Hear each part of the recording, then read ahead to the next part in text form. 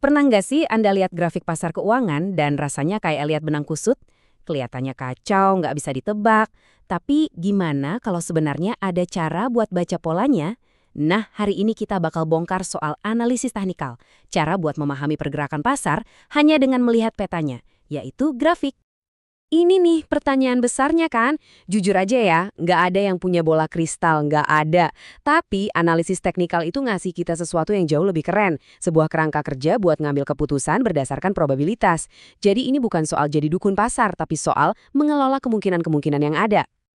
Oke, ini dia gambaran perjalanan kita hari ini. Kita bakal mulai dari fondasinya, terus belajar cara baca grafik, dan pakai alat-alatnya. Lalu kita coba rangkai jadi strategi simple, dan kita tutup dengan rahasia paling penting dalam trading. Siap?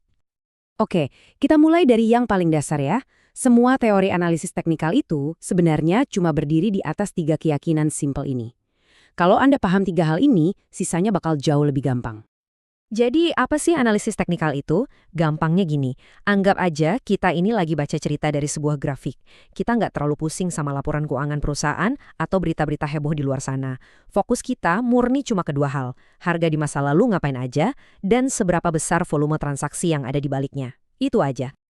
Nah, ini dia 3 pilar utamanya. Pertama, kita percaya harga itu sudah mencerminkan segalanya. Artinya, semua kabar baik, kabar buruk, gosip, harapan investor, itu semua udah tercetak di harga yang kita lihat. Karena itu, pilar kedua jadi masuk akal. Harga itu bergerak dalam sebuah tren, bukan ngacak. Dan yang ketiga, kenapa tren ini bisa kita pelajari? Karena sejarah itu cenderung berulang. Kenapa? Ya karena pendorongnya itu psikologi manusia, rasa takut dan serakah yang dari dulu sampai sekarang ya gitu-gitu aja. Pepatah klasik ini tuh bener banget. Ini intisari dari pilar kedua tadi. Tujuan kita sebagai analis teknikal itu bukan buat ngelawan pasar, tapi buat identifikasi trennya lagi kemana. Terus ya kita ikutin aja. Jauh lebih gampang kan berenang ikutin arus daripada ngelawan? Terus gimana caranya kita ngelihat semua aksi harga ini? Nah, disinilah kita kenalan sama yang namanya grafik candlestick. Setiap lilin yang Anda lihat ini sebenarnya lagi cerita soal pertarungan antara pembeli dan penjual di satu periode waktu. Setiap lilin ini tuh kayak ringkasan satu ronde pertarungan. Dia nunjukin harga pembukaan ada di mana, sempat naik sampai mana, sempat turun sampai mana, dan akhirnya ditutup di harga berapa. Ini adalah bahasanya pasar. Gini nih cara bacanya. Gampang kok.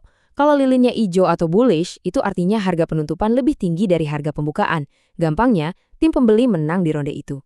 Sebaliknya, kalau merah atau bearish, berarti tim penjual yang pegang kendali. Nah, badan lilinnya itu nunjukin seberapa telak kemenangannya. Sementara sumbu atau ekornya nunjukin seberapa sengit perlawanan yang terjadi. Oke, selain grafik itu sendiri, para trader itu punya alat bantu yang namanya indikator. Anggap aja ini kayak lapisan ekstra di peta Anda yang ngasih informasi tambahan buat mastiin apa yang Anda lihat dan bantu ambil keputusan yang lebih mantap.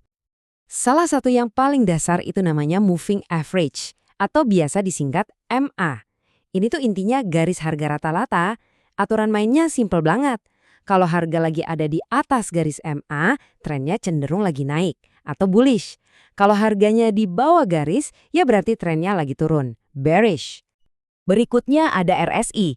Nah, kalau MA tadi nunjukin arah tren, RSI ini kayak speedometernya harga. Dia ngukur seberapa kencang perubahan harga itu terjadi. Tujuannya buat bantu kita lihat, wah, ini aset udah kebanyakan yang beli nggak ya? Atau sebaliknya. Kalau angka RSI-nya udah naik sampai di atas 70, ini jadi sinyal kondisi jenuh beli atau overbought. Artinya apa? Bukan berarti harus langsung dijual ya, tapi ini kayak lampu kuning. Hati-hati, antusiasme pasar mungkin udah ketinggian dan harga jadi rawan buat turun. Nah, kebalikannya, kalau RSI-nya anjlok sampai di bawah 30, itu namanya area jenuh jual atau oversold. Ini nunjukin kalau pesimisme di pasar mungkin udah keterlaluan dan ada potensi harga bakal mantul ke atas. Sekali lagi, ini area buat waspada, bukan perintah otomatis buat beli. Dan jangan pernah lupakan ini, volume. Volume itu ibarat bensin di balik pergerakan harga. Kalau harga naik dan didukung sama volume transaksi yang meledak, itu baru meyakinkan.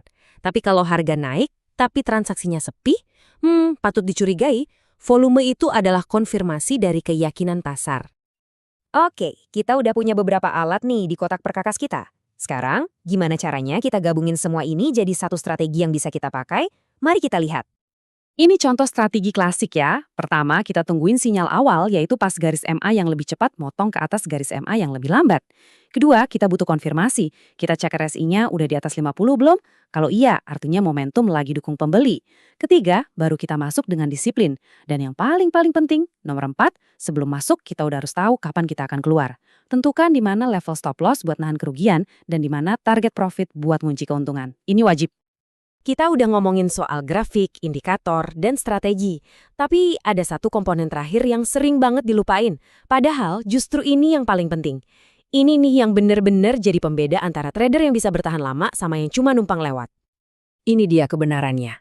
Banyak banget trader pemula yang sibuk nyari cawan suci atau holy grail, sebuah strategi sakti yang nggak pernah kalah. Padahal, rahasia sukses jangka panjang itu bukan di strateginya, tapi di diri kita sendiri. Bisa nggak kita konsisten jalanin aturannya? Bisa nggak kita disiplin? Dan yang terpenting, bisa nggak kita jaga modal kita dengan manajemen risiko yang benar? Jadi, kalau mau diringkas, ini dia intinya. Analisis teknikal itu bukan bola kristal, tapi alat bantu kita mengelola peluang. Tugas kita itu ikutin tren, jangan dilawan. Selalu pakai beberapa alat buat konfirmasi silang. Jangan percaya sama satu doang. Dan ingat, disiplin yang mungkin kelihatan membosankan, itu jauh lebih berharga dari strategi paling canggih sekalipun. Pada akhirnya, analisis teknikal itu ya cuma sebuah peta. Dia nggak menjamin kita pasti sampai tujuan, tapi dia bisa nunjukin kita lagi ada di mana, arah angin kemungkinan kemana, dan di mana ada potensi bahaya.